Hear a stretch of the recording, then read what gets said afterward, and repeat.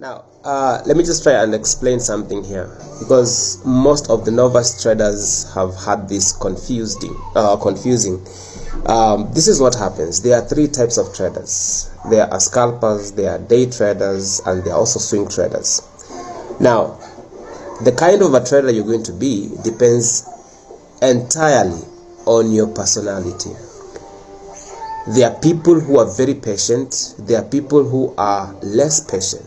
Now, a scalper is a person who gets into the market and out of the market with short, quick moves that are going to give him or her, the kind of money that he or she wants. A day trader is a person who gets started on at the opening of a session, let's say London session, New York session, Asian session, depending on where you're tuned in from, and they place their trade for a certain session. They don't allow their trade to run beyond a certain session.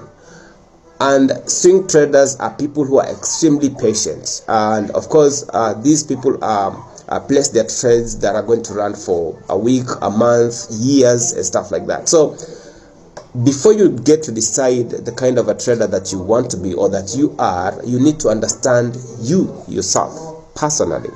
Understand whether you are a person who can be very patient, you're a person who is not patient enough, so that you can decide if you want to be a scalper, you want to be a day trader, or you want to be a swing trader.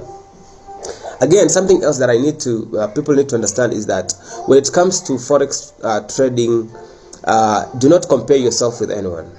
You have your own journey, you have your own timeline and stuff like that. There are people who are going to take 1 year to get to break even with forex trading. There are people who are going to take 3 years. There are people who are going to take just a few months. You get. So it's very, very important for you to understand from the beginning that it will take time, depending on your commitment, depending on how free you are. And also, it's also going to take you time depending on what time frame you're going to be putting into place to understand the market. So it's very, very important for you to be able to know all these things from the beginning before you even decide what you want to do. Something else that is very important is that when it comes to forex trading, you need to have, if you're beginning to study the forex market, if you're a beginner, you need to have an extra or another way of making money, so that this can just be supplementing before you become a full-time trader. See you on the next one.